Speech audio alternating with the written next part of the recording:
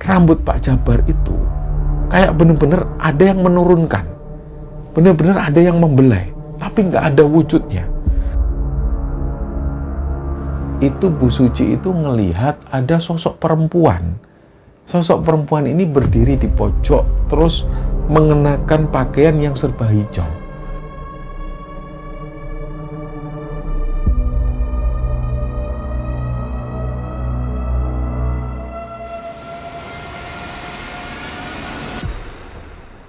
Bismillahirrahmanirrahim. Assalamualaikum warahmatullahi wabarakatuh. Sobat Kembar Sunyi dimanapun teman-teman berada. Pada kesempatan kali ini kami akan membagikan cerita yang dikirim oleh Sobat Kembara yang bernama Pak Iksan yang asalnya dari salah satu daerah di Jawa Timur. Sebelum kita masuk ke ceritanya, untuk teman-teman yang nonton tayangan ini dan belum subscribe, jangan lupa untuk subscribe lebih dulu agar channel Kembar Sunyi ini lebih berkembang lagi dan kami lebih bersemangat lagi dalam membuat konten-konten terbaru di Kembar Sunyi. Dan untuk teman-teman yang telah mendukung kami sejauh ini, kami mengucapkan terima kasih banyak.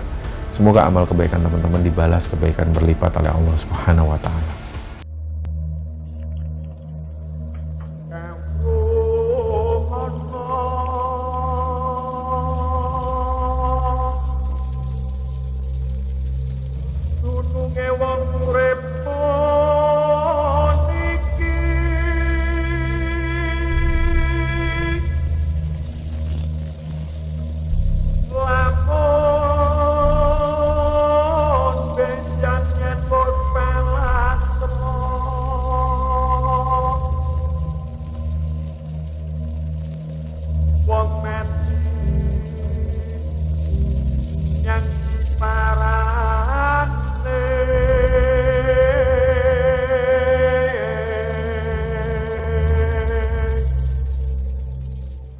Di episode kali ini teman-teman, kami ingin membagikan sebuah cerita. Cerita ini dibagikan oleh Sobat Kembara yang beliau ini bernama Pak Iksan. Nah, Pak Iksan ini sudah menyamarkan namanya, jadi beliau berpesan dari awal semua nama dalam cerita tersebut sudah disamarkan. Karena Pak Iksan sendiri sampai sekarang masih tinggal di desa tersebut dan orang tua Pak Iksan masih berada di sana juga. Jadi Pak Iksan ini ingin menceritakan masa mudanya dulu. Ketika waktu itu Pak Iksan pernah bekerja sebagai seorang karyawan di sebuah pabrik. Awalnya pabrik jamu, terus kemudian pindah di pabrik rokok. Dan kisah ini terjadi di sekitaran tahun 80-an di sebuah daerah di Jawa Timur. Jadi Pak Iksan ini memang dari kecil itu, beliau itu tinggal di sebuah rumah yang sangat sederhana sekali. Dan kedua orang tuanya ini adalah seorang petani. Tapi meskipun petani, orang tua Pak Iksan sendiri ini nggak punya sawah sendiri. Tapi mereka berdua mengharap lahan orang lain. Di samping itu juga, Iksan kecil waktu itu juga sudah ditugasi oleh orang tuanya untuk mengembalakan ternak-ternak. Dan ternak-ternak ini juga milik tetangga. Beberapa di antara ternak-ternak itu juga dimiliki oleh saudagar-saudagar kaya yang berasal dari desa tersebut dan juga dari desa lain. Nah, begitulah kira-kira masa kecil Pak Iksan ini. Terus kemudian beranjak dewasa, Iksan ini sudah mulai sekolah di tingkat sekolah dasar. Dan ternyata dia sekolah sampai kelas 4 SD karena orang tuanya nggak mampu lagi membiayai. Sedangkan waktu itu Iksan masih punya 2 adik perempuan.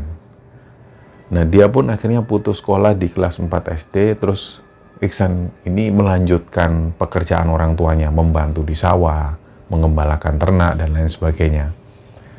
Terus kira-kira 2 tahun setelah itu, Iksan ini punya pikiran keras, dia ingin bekerja keras supaya bisa menyekolahkan kedua adik perempuannya itu. Iksan nggak mau nantinya adik-adik perempuannya ini putus sekolah seperti Iksan. Yang ada dalam mimpinya Iksan waktu itu, dia ingin menyekolahkan adiknya ini sampai tinggi, sampai kuliah. Jadi apa yang harus dilakukan Iksan waktu itu, dia harus bekerja keras. Sedangkan waktu itu Iksan hanya bisa membantu orang tuanya di sawah dan juga mengembalakan ternak-ternaknya ini. Nah, nggak lama kemudian ada seorang juragan, saudagar kaya, semua warga sana itu mengenal beliau dengan panggilan Pak Jabar. Nah, Pak Jabar ini masih ada keturunan Arab. Kelihatan sekali dari wajah beliau, hidungnya mancung, pokoknya perawakannya mirip seperti orang Arab karena masih ada keturunan. Yang orang-orang tahu Pak Jabar ini orangnya itu sangat beliau itu rajin lah, beribadah itu rajin pokoknya. Nah, di pandangan orang-orang, kalau orang Arab itu pasti dia ini agama Islam. Yang ada dalam pikiran orang di masa-masa itu seperti ini, di tahun-tahun 80-an. Padahal belakangan Iksan mengenal Pak Jabar. Pak Jabar ini orangnya nggak gitu-gitu banget. Jadi ternyata Pak Jabar itu juga sering meninggalkan sholat 5 waktu, seperti itulah. Jadi ceritanya ketika Pak Jabar ini datang, beliau itu menanyakan hewan ternaknya.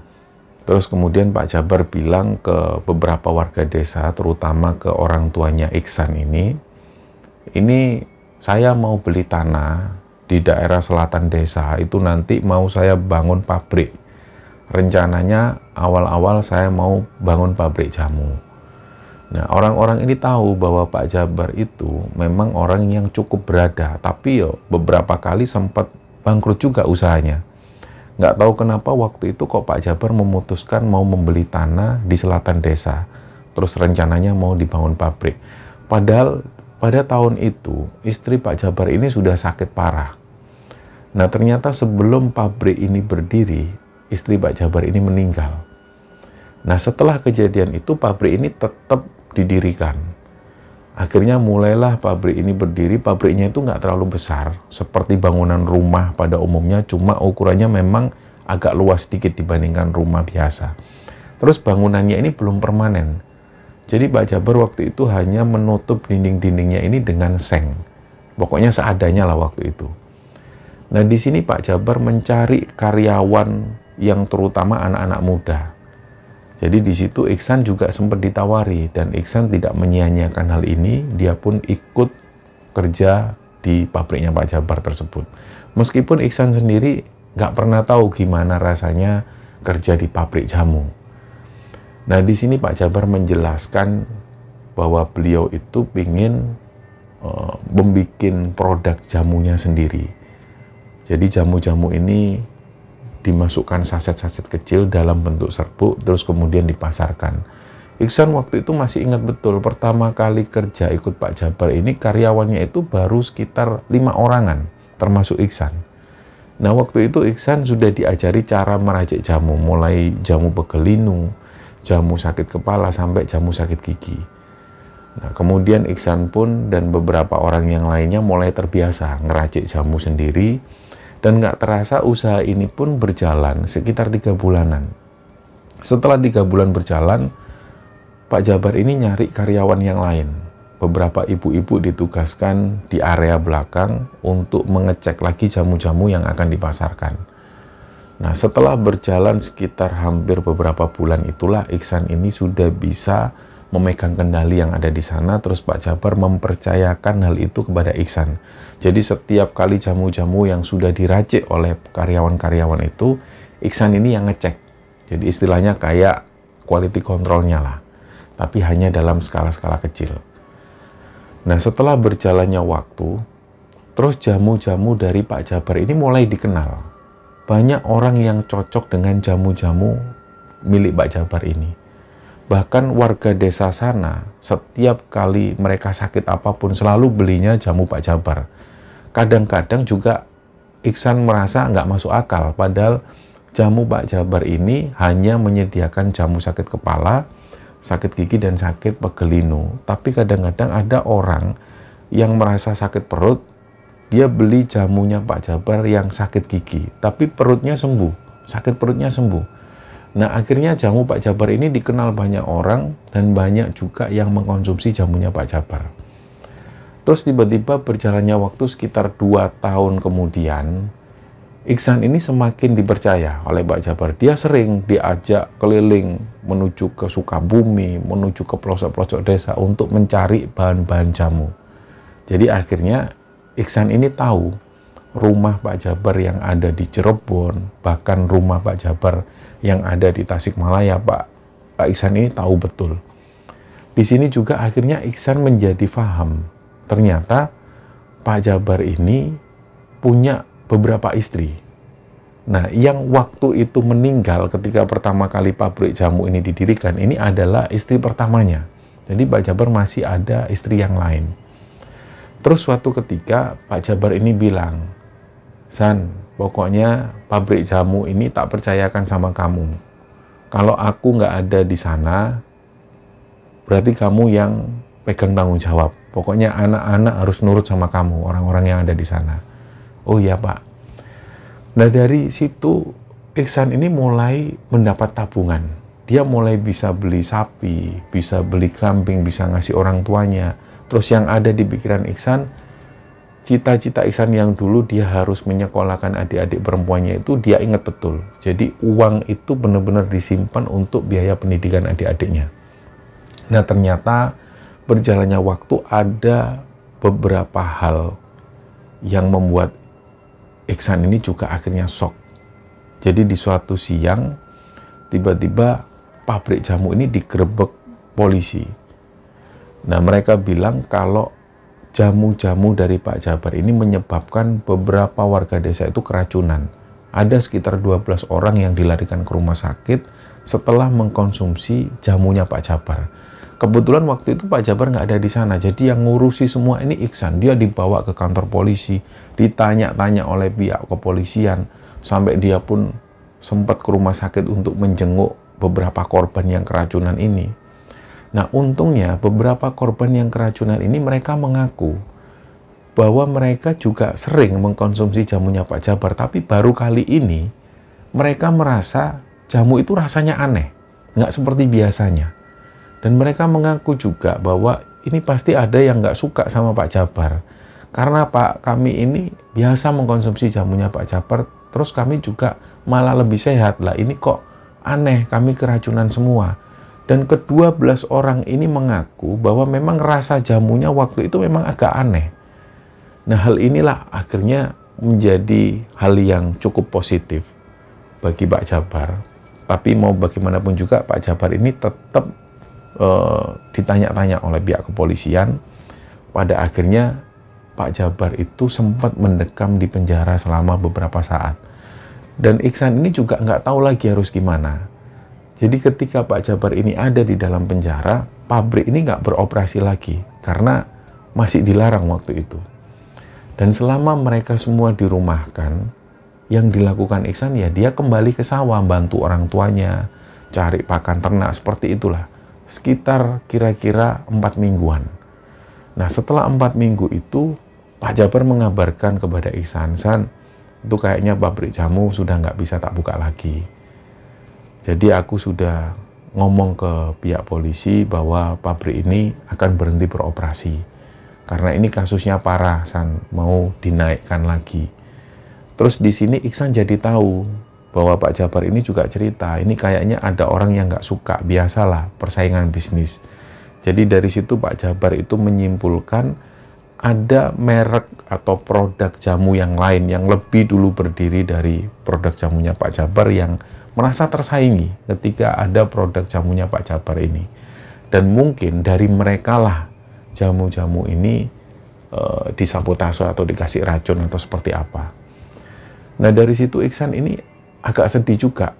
Yang pertama karena dia nggak punya pekerjaan lagi. Terus yang kedua, dia menyesalkan pabrik jamunya Pak Jabar ini akhirnya tutup. Nah, dari situ Iksan nggak tahu lagi kemana Pak Jabar selama beberapa bulan. Jadi pabrik jamu ini sempat terbengkalai sekitar 8 bulanan. Dan Pak Iksan sendiri nggak tahu kemana Pak Jabar waktu itu. Singkatnya setelah 8 bulan, Pak Jabar ini balik lagi dengan kondisi atau raut wajah yang sangat berbeda sekali. Terakhir kali Iksan ketemu Pak Jabar itu kusut banget. Tapi waktu itu setelah 8 bulan nggak ketemu, mobil Pak Jabar ini sudah ganti, sudah lebih mewah. Dandanannya juga lebih necis, rambutnya itu disisir klemis banget, pakai minyak rambut. Terus beliau pakai kacamata. Pokoknya tampilannya beda banget, lebih mewah waktu itu. Iksan sendiri awalnya juga pangling. Tapi karena Iksan dipanggil lebih dulu, waktu itu Iksan ada di sawah, ada orang yang turun dari mobil mewah, terus Iksan dipanggil. Barulah ketika Iksan mendekat, dia baru ngeh, "Loh, ternyata Pak Jabar. Kenapa, San? Kamu heran ya lihat aku?" "Iya, Pak, tampilan sampean ini loh beda banget." "Kenapa?" "Ya lebih keren, Pak, lebih klemis." Terus akhirnya Pak Jabar ini ngajak ngobrol Iksan. "San, gini San, ini pabrik ini mau tak operasikan lagi. Tapi bukan pabrik jamu, aku mau bikin pabrik rokok. Kamu tolong ya cari orang yang paham soal rokok, terutama yang seneng rokok. Nah, kamu ini kan seneng rokok. Memang Iksan itu suka ngerokok." Terus Iksan ini disuruh cari orang yang bisa ngelinting rokok sendiri. Nah, diutamakan yang bisa ngelinting itu adalah dari kaum perempuan atau ibu-ibu lah. Setelah mendapat perintah ini, Iksan seneng. Langsung saat itu juga dia keliling kampung. Yang pertama ditembusi ini teman-temannya sendiri. Ini loh Pak Jabar mau buka pabrik rokok. Mau nggak gabung?" Nah, mereka semua senang mau.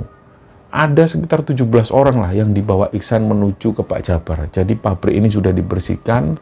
Di sana akhirnya Pak Jabar langsung menginterview satu persatu dari orang-orang ini. Dari 17 orang yang dibawa Iksan, ternyata yang diterima Pak Jabar hanya 5 orang. Sedangkan untuk pelinting-pelinting rokok yang umumnya kaum perempuan, ada 5 orang ini diterima semua oleh Pak Jabar. Umumnya mereka nggak punya pengalaman, karena sebelumnya mereka nggak pernah kerja di pabrik rokok. Jadi pertama kali Pak Jabar ini ngajari mereka cara melinting dan juga meracik rokok. Nah, waktu itu Pak Jabar ini punya sayembara kecil-kecilan untuk karyawannya. Siapa yang bisa meracik rokok dan bisa memenuhi standar Pak Jabar, maka dia akan dapat hadiah, uang tunai, dan juga 1 buah sepeda motor. Dan nantinya hasil racikannya itu akan dijadikan produk rokoknya Pak Jabar ini. Nah, Iksan itu memang suka meracik-racik rokok. Dia sering ngelinting sendiri tembakau dicampur rempah-rempah seperti cengkeh dan bumbu-bumbu yang lain, terus kemudian dicoba-coba sendiri. Nah, ini Iksan itu merasa tertantang ketika Pak Jabar menawarkan hal ini. Akhirnya dari situ Pak Jabar menyediakan beberapa bumbu-bumbu dan juga tembakonya. Mulailah mereka ini meracik rokok. Dan setelah meracik diserahkan ke Pak Jabar. Pak Jabar sendiri yang nyobain rokok-rokok mereka itu. Akhirnya pada satu titik Pak Jabar ini cocok dengan salah satu racikannya Iksan. Waktu itu Iksan sempat ngeracik rokok. Dia campurkan beberapa bumbu rempah-rempah yang dia dapat sendiri, yang dia punya ide sendiri. Setelah itu Pak Jabar bilang, "Aku cocok sama rokokmu ini, San. Berarti mulai besok kita mulai produksi rokok dengan racikanmu ini." Nah, dari situ Iksan senang. Akhirnya besoknya Iksan ini diajak ke showroom sepeda motor. Ditepatilah janji Pak Jabar. Iksan dikasih uang tunai dan juga dikasih 1 buah sepeda motor. Dan mulai hari itu juga pabrik ini mulai beroperasi. Memang semua yang ada di sana itu belum pengalaman untuk bikin rokok. Terutama para ibu-ibu dan kaum perempuan yang melinting rokok. Mereka nggak punya pengalaman sama sekali.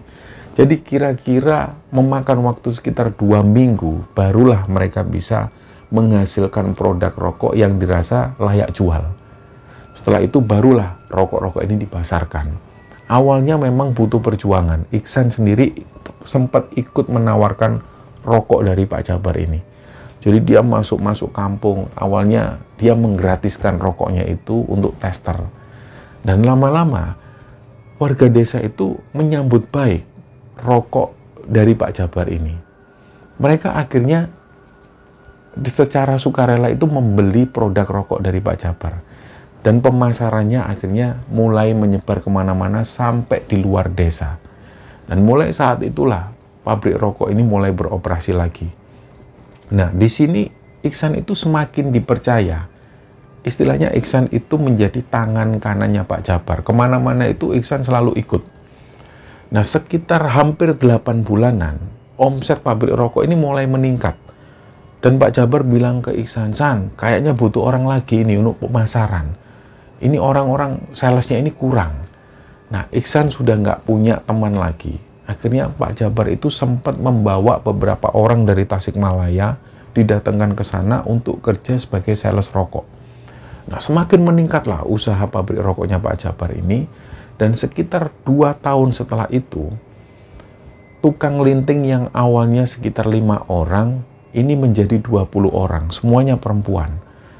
Sales atau yang bagian pemasaran yang awalnya hanya sekitar 5 orang, waktu itu jadi 12 orang. Pokoknya semakin meriah pabrik ini. Nah, pada suatu ketika, Iksan ini diajak keliling oleh Pak Jabar. Iksan ingat dulu ketika Pak Jabar masih menjalankan pabrik jamu, Iksan juga sering diajak keliling seperti ini. Jadi yang ada di pikiran Iksan waktu itu mungkin Pak Jabar mau ngajak si Iksan ini keliling cari bahan-bahan, mungkin rempah-rempah atau cengkeh atau bumbu-bumbu rokok. Yang ada di pikiran Iksan seperti itu. Ternyata mobil yang dikendarai oleh Pak Jabar dan Iksan ini mengarah menuju ke arah pantai selatan. Nah, waktu itu memang Iksan mengakui karena dia ini nggak pernah kemana-mana. Dia juga nggak pernah pelesiran kemana-mana, jadi dia agak nggak paham waktu itu dia diajak kemana. Yang jelas ketika itu Iksan bisa melihat ada laut yang cukup luas sekali. Dan di sini Iksan tanya ke Pak Jabar, "Loh Pak, ini laut apa?" Nah, disinilah Pak Jabar bilang, ya ini yang namanya Laut Selatan. Ini namanya Pantai Selatan. Dari Pak Jabar inilah Iksan tahu bahwa, oh ini yang namanya Pantai Selatan. Tapi dia masih nggak tahu, ini Pantai Selatan mana. Terus setelah mereka ini pelesiran di sana, sore harinya Pak Jabar mengendarai mobilnya menuju ke sebuah desa. Desa ini cukup padat, tapi penduduknya itu sepi. Kata Pak Jabar, kebanyakan warga sini ini, anak-anak mudanya dan perempuan-perempuannya itu jadi TKW dan TKI di luar negeri. Makanya kampung ini meskipun banyak rumah, tapi penghuninya itu sedikit. Nah, setelah melewati desa itu, sampailah mereka itu di sebuah rumah. Terus Pak Jabar ini turun, Iksan juga disuruh turun. Mereka masuk ke sebuah rumah. Di situ ada seorang bapak-bapak keluar. Beliau ini pakai baju batik biasa, pakai celana kain, terus kemudian menyambut Pak Jabar dengan baik. Menurut Iksan, kayaknya Pak Jabar ini sudah kenal dekat dengan si bapak-bapak ini. Nah, dari situ akhirnya Iksan diperkenalkan, nama bapak-bapak ini adalah Pak Iska. Nah, belakangan Iksan tahu bahwa Pak Iska ini adalah guru spiritualnya Pak Jabar. Ya, kalau Pak Jabar bilang Pak Iska ini adalah guru spiritual dan juga teman curhat, sama sekali Pak Jabar nggak pernah menyebut Pak Iska ini sebagai dukunnya. Tapi belakangan Iksan akhirnya tahu bahwa Pak Iska ini pasti dukunnya Pak Jabar. Di malam pertama ketika Iksan ada di rumah Pak Iska itu, setiap hari Pak Iska dan Pak Jabar ini selalu keluar rumah. Jadi Iksan ini sudah disediakan makanan-makanan enak seperti ayam bakar, buah-buahan, apapun itu sudah tersedia. TV pun juga sudah pakai parabola waktu itu. Jadi yang dilakukan Iksan dari pagi sampai sore, dia berada di rumah itu. Dan nggak ada orang sama sekali di rumah tersebut. Pak Iska ini punya tetangga di samping rumahnya, tapi rumah ini kosong. Jadi Iksan cuma berpikir mungkin seperti yang dikatakan Pak Jabar sebelumnya, bahwa rumah-rumah di sini ini banyak, tapi penghuninya nggak ada. Nah, sekitar sore hari, Pak Jabar dan Pak Iska kembali ke rumah. Kemudian mereka ngobrol-ngobrol, sekitar jam 7 malam mereka sudah tidur. Kampung ini sudah sepi. Pagi harinya kembali lagi seperti itu. Pak Jabar dan Pak Iska keluar rumah. Dan Iksan sudah disediakan makanan-makanan enak, apapun yang dibutuhkan sudah ada. Jadi selama 5 harian di rumah Pak Iska, Iksan ini sama sekali nggak kerja. Jadi dia sendiri nggak tahu gimana kondisi pabrik waktu itu. Dan di hari ketiga, Pak Jabar dan juga Pak Iska ini keluar lagi. Sore harinya begitu mereka kembali, barulah Pak Iska ini bilang, "Mas Iksan, sebelumnya pernah nggak diajak Pak Jabar?" "Nggak pernah Pak, baru kali ini." Terus Pak Jabar menambahi, dia ngomong ke Pak Iska, "Nggak pernah anak ini, baru sekali ini." "Loh, yang dulu itu siapa?" "Oh bukan ini, bukan, beda lagi. Ini baru pertama ini Iksan ini." "Oh gitu ya.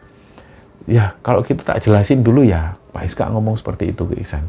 "Jadi gini, Pak Jabar itu nanti ada ritualnya malam hari.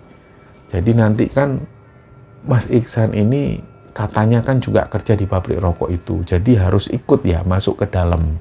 Tapi nanti nggak ngapa-ngapain kok, sudah tenang aja, pokoknya diem aja, ikutin aja, pokoknya nurut sama saya. Iksan sendiri ini nggak tahu maksudnya apa. Terus dia pun mengiyakan, oh iya Pak, oke Pak. Nah malam itu sekitar jam 9 malam, Pak Iska ini balik menuju ke rumah. Beliau sudah membawa ayam warna hitam, ayam cemani. Beliau juga sudah menyiapkan bunga 7 rupa, kopi, rokok, dan lain sebagainya. Dan Iksan ini sudah melihat, loh ini mereka ini nyiapin apa kok kayaknya seperti sajen. Tapi nggak mungkin lah, Iksan menyangkal hal itu. Dan ternyata benar, belum sempat Iksan ini ngomong, Pak Iska menjelaskan, nah ini Mas Iksan, ini sajennya. Ya ini ibaratnya yang mau kita tumbalkan. Tapi ini tumbal kecil-kecilan, nanti tumbal besarnya ya nggak tahu lah apa nanti, kata Nyai aja. Kita ini kan minta restu ke Nyai Ratu, supaya pabrik rokok milik Pak Jabar ini langgeng. Nggak seperti sebelumnya yang diguna-guna orang, pabrik jamu itu kan nggak bertahan lama. Oh iya ya Pak, Iksan ini cuma ngikuti aja. Sampai akhirnya sekitar jam setengah 12 malam, mereka masuk ke dalam satu ruangan. Di situ kemudian Pak Iska ini keluar. Terus Iksan mendengar ada suara ayam. Nah kayaknya memang ayamnya disembelih. Ternyata benar tebakan Iksan. Begitu Pak Iska ini balik masuk ke ruangan tersebut, ayam ini sudah dalam kondisi mati. Darahnya pun masih netes. Terus ayam ini diletakkan di atas tampah. Jadi di atas tampah itu sudah banyak sekali bunga 7 rupa, ada kopi, rokok, dan juga di situ ada uang. Kalau nggak salah ingat, Iksan melihat waktu itu 35.000. Nggak tahu kenapa uangnya itu 35.000. Jadi ketika Iksan melihat, dia cuma diem. Dan nggak lama kemudian Pak Iska ngomong lagi ke Iksan, Mas nanti sampai ikutin aja ya, diem aja, kalau ada apa-apa sudah, nggak usah direken, pokoknya ikutin aja. Oh iya Pak. Nah Iksan ini ingat, pada saat itu kondisinya ini musim kemarau. Panasnya itu benar-benar menyengat kalau siang. Tiba-tiba pas mereka melakukan ritual ini, cuaca itu tiba-tiba berubah. Jadi pas waktu itu Pak Iska ini, tangannya itu mukul ke arah tanah sebanyak 3 kali. Bak, bak, bak. Sumonggo Nyai Ratu, monggo nderekaken. Jadi yang Iksan ingat waktu itu Pak Iska ini setelah mukul-mukul tanah sebanyak 3 kali, beliau itu mempersilahkan sosok Nyai Ratu ini hadir. Nah tiba-tiba Iksan ini juga heran. Tiba-tiba kok ada petir, dawar, keras banget, kenceng banget. Gak lama setelah petir yang pertama ini menyambar, petir yang kedua muncul, dawar, semakin kenceng. Terus gak lama setelah itu, muncullah gerimis. Iksan ini bingung. Lah ini kan musim kemarau. Selama Iksan ada di sana 3 hari, ini nggak ada hujan sama sekali, cuaca cerah. Tiba-tiba setelah Pak Iska ngomong seperti itu, langsung cuacanya berubah. Ada angin yang bertiup, dan hujan yang awalnya ini gerimis tiba-tiba berubah jadi deras, dan seolah-olah kayak badai. Buak. Terus dari situ, gak lama setelah ini, Iksan itu mendengar kayak bener-bener ada orang yang masuk, dan suaranya itu seperti derap langkah kaki, brek. Gak hanya satu orang ini yang datang, jadi kayak ada rombongan yang datang, terus derap langkah kaki mereka itu kayak bener-bener bareng, grok. Semakin mendekat. Terus dari situ Iksan ini diam, dia sebenarnya sudah agak takut. Tapi pas dia ngelihat Pak Iska dan juga Pak Jabar itu diam, duduk bersila sambil ngelihat ke arah bawah, Iksan pun coba memberanikan diri.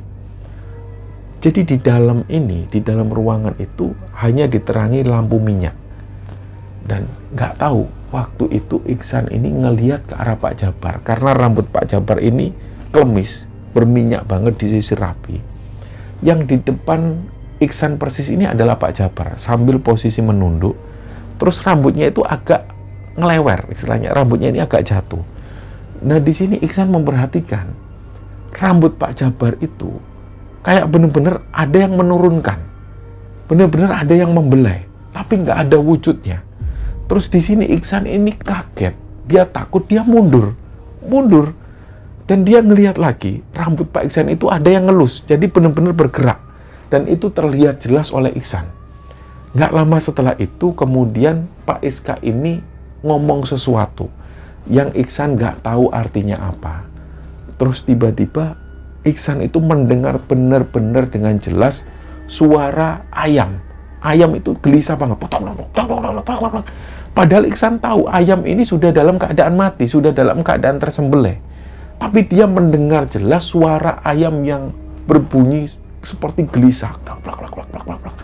Nah, nggak lama setelah itu barulah Pak Iska itu mengadakan tangannya seperti ini. Jadi tangannya itu diangkat, membentuk seperti ini, seperti mengucapkan terima kasih. Dan nggak lama setelah itu, gangguan ini pun selesai. Tiba-tiba hujan yang tadinya ini deras, langsung agak reda. Dan kemudian sudah nggak hujan lagi. Nah, dari situlah Pak Iska bilang ke Iksan, sudah selesai mas, sudah tenang ya, santai ya, nggak ada apa-apa kan? Ya Pak. Nah, Iksan ini agak lega. Terus dia diperbolehkan keluar dari kamar, tapi Pak Jabar masih ada di dalam ruangan itu. Nah, di sini Iksan ngelihat sekali lagi, uang yang tadinya sekitar 35.000 itu, tiba-tiba hanya menjadi 20.000. Ini diketahui Iksan setelah Pak Iska itu ngomong ke Pak Jabar, Pak, garek 20.000, tinggal 20.000 uangnya. Nah, nggak ngerti maksudnya apa. Jadi benar-benar uangnya itu hanya tersisa 20.000 dan nggak tahu sisanya ini kemana. Setelah itu kemudian mereka keluar ruangan, terus barulah diketahui oleh Iksan bahwa uang ini tadinya kenapa disediakan 35.000. Menurut Pak Iska itu menawarkan atau meminta restu kepada Nyai Ratu supaya pabrik rokok dari Pak Jabar ini bertahan sekitar 35 tahun. Ternyata uang 35.000 itu menjadi 20.000, yang artinya bisa jadi pabrik rokok dari Pak Jabar ini langgeng sampai 20 tahun ke depan. Nah, menurut kepercayaan mereka seperti itu. Akhirnya setelah ritual ini berlangsung, waktu itu sekitar 3:30 dini hari. Jadi setelah ngobrol-ngobrol sebentar, terus akhirnya Iksan ini tidur. Bangun-bangun sekitar jam 10 pagi, Pak Jabar dan Pak Iska sudah nggak ada di rumah itu lagi. Nggak tahu kemana. Dan sekitar jam 3 sore, Pak Jabar dan Pak Iska balik lagi, kemudian Pak Jabar ngajak Iksan untuk pulang kembali ke pabrik. Nah, dalam perjalanan itu Pak Jabar cerita panjang lebar. Nah, di sini Pak Jabar menjelaskan ke Iksan yang dilakukan Pak Jabar ini untuk minta restu kepada Nyai Ratu supaya pabrik rokok Pak Jabar ini langgeng sampai beberapa puluh tahun ke depan. Nah, ketika kode ini diserahkan, uang 20.000 ini diserahkan, Pak Jabar yakin pabrik rokoknya akan bertahan sampai 20 tahun ke depan. Nah, Iksan sendiri juga nggak begitu percaya apakah benar. Udahlah, yang penting dijalani aja lah. Nah, sesampainya di pabrik, ternyata ada laporan yang benar-benar mengkhawatirkan. Jadi, Iksan ini dapat laporan dari beberapa karyawan, ada satu sopir pabrik yang terlibat cekcok dengan karyawan kantor. Terus kemudian Iksan mendudukkan 2 orang karyawannya itu, ditanya, ini benar kalian habis cekcok, kenapa? Ya, enggak mas, ini cuma cekcok biasa aja, salah paham. Ya wis, jangan sampai Pak Jabar tahu ya, tolong segera diatasi. Kita ini kan kerja bareng-bareng, kita cari makan di sini. Janganlah ada pertengkaran semacam itu. Ya mas. Nah, 2 hari kemudian, ada 1 orang karyawan ibu-ibu bagian tukang linting rokok itu, siang-siang pas beliau ini menuju ke toilet, beliau itu kepleset di toilet.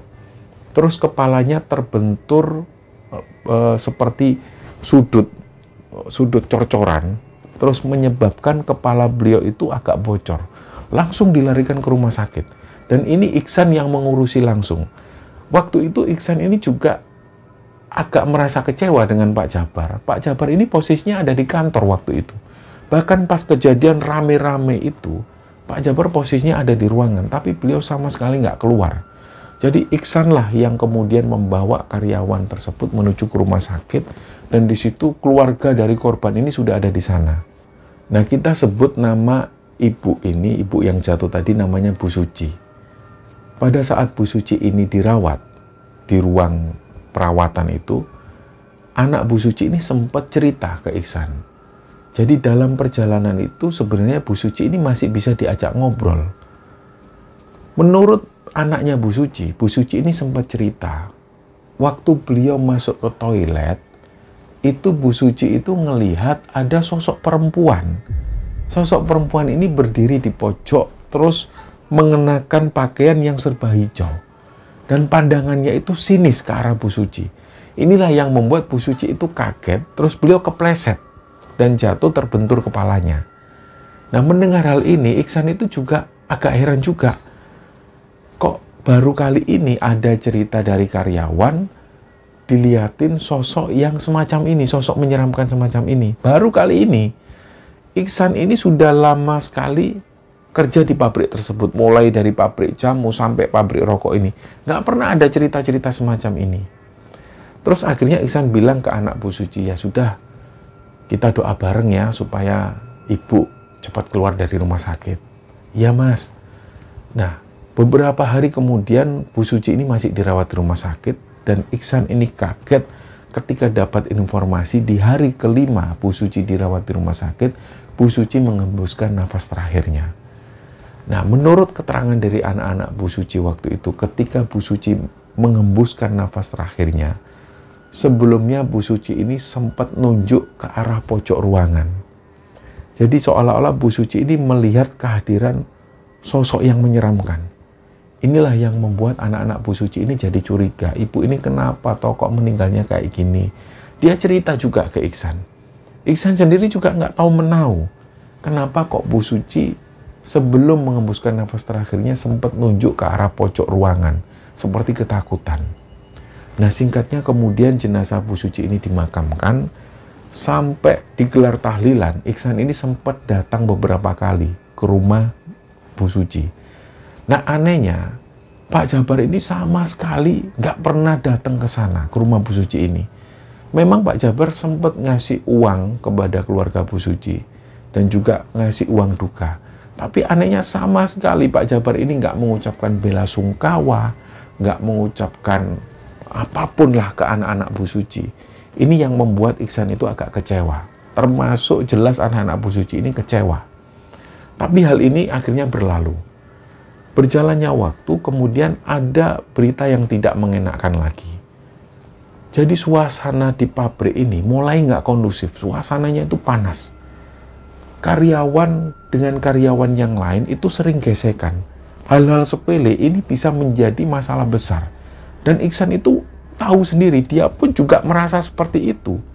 Ketika dia masuk pabrik, ini nggak seperti sebelum-sebelumnya. Dia selalu jengkel. Misalnya ketika Iksan berada di pabrik, dia melihat ada karyawan yang tidak memakai pakaian yang semestinya. Tiba-tiba Iksan itu jengkel dan pingin memarahi karyawan ini. Sampai marahnya itu meledak-ledak. Iksan sendiri juga akhirnya introspeksi diri. Kenapa ya? Kok akhir-akhir ini aku gampang tersulut emosi, gampang marah. Ini juga terjadi pada karyawan-karyawan yang lain. Jadi seperti yang sebelumnya ketika Iksan dapat laporan ada sopir yang sempat bersitegang dengan karyawan kantor, mereka ini akhirnya cekcok lagi. Hanya karena masalah sepele. Dan ternyata percekcokan ini atau pertengkaran ini kebawa sampai mereka pulang. Dan yang membuat Iksan ini benar-benar kaget ketika mendengar ada berita supir dari karyawan pabrik itu ditikam oleh orang yang tidak dikenal. Dan supir ini meninggal di suatu tempat.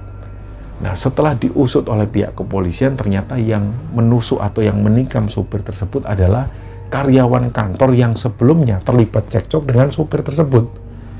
Disinilah Iksan itu mulai berpikir, ini pabrik ini kok mulai semakin nggak masuk akal, nggak kondusif. Banyak hal yang aneh yang terjadi di pabriknya.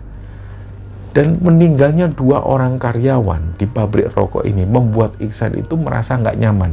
Dia juga was-was. Nah, beberapa waktu setelah itu, ada sebuah kejadian yang menurut Iksan sendiri ini juga nggak wajar. Siang itu semua karyawan dikumpulkan, padahal mereka ini lagi kerja. Nah, kalau perempuan-perempuan yang lagi ngelinting rokok, lagi kerja, ini biasanya sulit untuk diberhentikan, kecuali pada jam istirahat. Nah, tiba-tiba waktu itu Pak Jabar menginstruksikan kepada semua karyawan untuk berhenti bekerja dan disuruh menuju ke ruang gudang. Disitulah karyawan-karyawan ini ditanya satu persatu oleh Pak Jabar. Intinya, Pak Jabar ini mengaku kehilangan uang sekitar 6 juta rupiah. Uang 6 juta ini berada di dalam amplop dan amplopnya itu diletakkan di atas meja Pak Jabar. Menurut Pak Jabar, waktu itu beliau menuju ke toilet sebentar dan balik-balik ke mejanya, amplop ini sudah nggak ada lagi. Jadi dia tanya ke karyawan itu siapa yang ngambil. Kalau nggak ada yang ngaku, Pak Jabar akan memberi karyawan-karyawannya itu minuman satu persatu. Disuruh minum. Yang nanti perutnya ini sakit, maka dialah yang dituduh mencuri uangnya Pak Jabar. Nah, dari situ semua karyawan nggak ada yang mengaku. Iksan pun juga merasa mereka ini, karyawan-karyawan ini nggak ada yang lancang kok. Dan setelah 10 menit, Pak Jabar ngomong sekali lagi dan nggak ada satupun yang mengaku. Akhirnya satu persatu disuruh minum. Minuman ini sudah dicampur garam oleh Pak Jabar. Dan Iksan ini tahu garam itu didapat dari mana. Garam ini didapat dari Pak Iska. Karena waktu ritual itu, Pak Jabar ini sempat dikasih bingkisan oleh Pak Iska. Dan belakangan barulah Iksan ini tahu bahwa bingkisan yang dikasih Pak Iska ke Pak Jabar adalah garam. Jadi waktu itu karyawan ini disuruh minum air garam. Satu persatu, termasuk Iksan. Iksan meminum air tersebut, airnya ini rasanya asin. Dan setelah itu mereka pulang kembali ke rumah masing-masing. Keesokan harinya mereka kerja seperti biasa. Dan ternyata ada 3 orang karyawan yang mengalami sakit perut. Dan 1 orang karyawan mengalami sakit perut yang sangat parah sehingga dia dilarikan ke rumah sakit. Ketika sampai di rumah sakit, pihak rumah sakit menyatakan bagian usus dari karyawan itu sempat luka karena keracunannya itu. Dan akhirnya karyawan ini nggak bisa diselamatkan dan meninggal di rumah sakit. Nah, setelah itu Iksan ini jadi berpikir, kok rasanya semakin nggak masuk akal pabrik ini. Situasinya semakin aneh. Iksan itu yakin bahwa nggak mungkin Pak Jabar ini kehilangan uang. Karena Iksan tahu betul karakter Pak Jabar. Beliau ini, mohon maaf, orangnya itu pelit. Orangnya itu pelit banget. Jadi nggak mungkin kalau Pak Jabar meletakkan uang itu geletakan di atas meja. Nggak mungkin sama sekali. Iksan tahu betul karakter Pak Jabar. Jadi apa yang dilakukan Pak Jabar ke karyawannya, ini sudah direncanakan. Nah, belakangan barulah Iksan ini tahu dari pamannya. Jadi pamannya ini berasal dari Jawa Tengah. Pamannya waktu itu datang ke rumah Iksan, ada perlu dengan orang tuanya Iksan. Terus pamannya Iksan ini, dia bilang ke Iksan, "San, aku tadi datang ke desamu itu lewat pabrikmu. Rencananya aku mau mampir ke pabrikmu, mau ngicipi rokokmu. Katanya enak, kata orang-orang sini.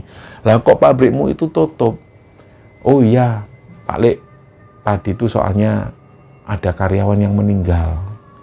Keracunan, jadi pabrik sempat ditutup lebih awal." "Loh kenapa?" Nah, ceritalah Iksan, bla bla bla bla bla bla, cerita semua ke Pak Leknya itu. Terus Pak Leknya ini cerita, "Kamu percaya nggak, San, sama aku?" Menurut Pak Leknya Iksan ini, ketika beliau lewat pabrik rokok tadi, beliau itu ngelihat ada sosok 2 yang berdiri di depan gerbang. Sosoknya itu tinggi, bawa pentungan. Dan sosoknya ini jahat banget menurut Pak Leknya Iksan. Dan gak hanya berhenti sampai di situ. Pak Leknya Iksan ini juga ngomong ke Iksan, "Kamu kalau nggak percaya, terus kamu kerja di situ. Lama-lama kamu yang diincar sama bosmu sendiri." Semua karyawan yang ada di sana itu sudah dijaminkan. Wis tak, kamu percaya aku, lambat laun itu karyawan-karyawan ini akan mati satu persatu karena sudah ditumbalkan sama bosmu. Nah, Iksan sendiri juga kaget mendengar pernyataan dari Pak Leknya. Kok Pak Lek ini tahu? Akhirnya di situ Iksan mancing terus. "Terus Lek, menurut Pak Lek, berarti aku harus keluar. Ya kamu keluar, San. Kamu kalau terus kerja di sana, kamu sendiri yang ditumbalkan. Tinggal tunggu hari apesmu. Akhirnya Iksan jadi tahu. Ternyata Pak Jabar ini, dia sengaja cari hari apes karyawannya. Dia punya hitungan-hitungan sendiri. Dan hitungan-hitungan ini didapatkan dari Pak Iska. Dia catat weton-weton dari karyawannya itu dan dia cari hari apes dari karyawannya. Jadi ketika Pak Jabar melakukan hal yang tidak semestinya seperti meminumkan air garam kepada karyawannya, dia sebenarnya sudah tahu mana-mana saja yang punya hari apes. Siapapun karyawan yang meminum ramuan dari Pak Jabar, yang pada hari itu dia bertepatan dengan hari apesnya menurut Pak Jabar, maka dia akan celaka. Nah, ketika Pak Liknya Iksan ngomong seperti itu, Iksan ini akhirnya jadi terbuka pikirannya. Kalau diruntut-runtut lagi, kok kayaknya memang benar. Memang sengaja Pak Jabar ini mau menumbalkan karyawannya satu persatu. Anehnya memang, omset dari perusahaan rokok Pak Jabar ini semakin meningkat. Padahal karyawan-karyawan ini semakin menyusut. Ditambah lagi dengan gesekan antar karyawan yang membuat kondisi di perusahaan pabrik itu nggak kondusif. Jadi inilah yang membuat Iksan itu agak aneh. Pabrik ini situasinya sudah nggak kondusif, karyawannya semakin mengecil, tapi kok omsetnya semakin besar. Ini aneh banget. Nah, setelah melalui beberapa pertimbangan, akhirnya orang tuanya Iksan pun ngomong ke Iksan, "Sudah Le, kamu keluar aja Le, bener Pak Lek mulai." Orang-orang sini ini semua membicarakan Pak Jabar. Jadi ketika pertama kali mendengar kabar Bu Suci meninggal, ini warga desa sudah berpikir yang negatif kepada Pak Jabar. Mereka sudah curiga. Dan setelahnya ketika ada karyawan yang meninggal ditikam oleh temannya sendiri, warga desa juga malah semakin curiga sama Pak Jabar. Dan sampai puncaknya ketika ada karyawan yang meminum air ramuan dari Pak Jabar dan meninggal. Disinilah warga semakin yakin kalau Pak Jabar ini menggunakan pesugihan dan memang sengaja menumbalkan karyawannya. Nah, ketika orang tua Iksan ngomong seperti itu, Iksan ini berpikir keras. Jujur, pada saat itu, gaji Iksan ini di atas UMR yang ada di sana. Dan dia sudah punya banyak tabungan. Dia berat untuk meninggalkan pabrik rokok dari Pak Jabar. Tapi karena saran dari Pak Lik dan juga orang tuanya, Iksan akhirnya kemudian mengambil keputusan, dia pun memutuskan keluar dari perusahaan pabrik Pak Jabar. Nah, setelah itu Iksan ini disuruh untuk keluar dari desa oleh Pak Liknya itu. Sementara waktu kamu jangan di sini, kamu nanti dicari sama Pak Jabar, kamu nanti kerja lagi. Kamu nanti terhipnotis oleh Pak Jabar. Akhirnya Iksan pun memutuskan untuk pergi ke kota. Di sana dia kerja di sebuah toko pakaian. Kecil banget dan gajinya jauh di atas rata-rata. Dari situ Iksan mulai agak tenang. Selama sekitar 8 bulan kerja di toko pakaian, Iksan pun pindah. Dia cari pekerjaan lagi dan kemudian Iksan ini bertemu dengan seseorang yang merupakan juga juragan pabrik rokok yang ada di Malang. Nah, setelah itulah Iksan menuju ke Malang. Dia mulai dari nol lagi kerja di pabrik rokok tersebut. Dan sekitar 3 tahunan kerja di sana, Iksan kemudian punya modal sendiri. Dan dia balik lagi ke desa untuk buka usaha. Dia buka peternakan ayam yang nggak terlalu besar. Selama kerja di desa itu, Iksan diingatkan lagi oleh Pak Liknya, "San, belum saatnya kamu balik ke desa. Pak Jabar itu masih nyari kamu." Akhirnya Iksan keluar lagi dari desanya. Dia cari pekerjaan lagi di kota. Dan total, ketika Iksan kerja di luar desanya itu sekitar hampir 5 tahunan. Nah, setelah 5 tahun berada di luar desanya, Iksan ini mendapat kabar bahwa Pak Jabar itu tiba-tiba menutup pabriknya. Dan pada saat pabrik ini ditutup, pabrik ini sudah nggak beroperasi lagi. Dibiarkan terbengkalai sampai sekitar tahun 2002 atau 2003. Dan di situ Iksan sudah nggak tahu lagi kabar Pak Jabar seperti apa. Jadi pabrik ini terbengkalai sampai tahun 2003 dan akhirnya pabrik ini dirobohkan dan dijadikan pertokoan. Nah, muncul desas-desus dari warga desa bahwa setelah pabrik ini terbengkalai, ternyata Pak Jabar itu mengalami kondisi gangguan kejiwaan. Dan kabarnya Pak Jabar ini meninggal dalam kondisi yang mengenaskan. Tapi Iksan sendiri juga belum tahu persis kabar tentang Pak Jabar. Apakah Pak Jabar ini memang benar-benar meninggal atau beliau masih mengalami gangguan kejiwaan. Yang jelas, bekas pabrik rokok milik Pak Jabar ini sekarang sudah dijadikan pertokoan dan sampai saat ini masih berdiri di sana. Nah, cerita inilah teman-teman yang dibagikan oleh Pak Iksan kepada Kembara Sunyi, dan semoga kisah ini bisa menghibur teman-teman semua, dan lebih-lebih semoga kisah ini bisa kita ambil hikmah dan bisa kita ambil pelajaran di dalamnya. Mohon maaf kalau ada salah-salah kata. Wassalamualaikum warahmatullahi wabarakatuh.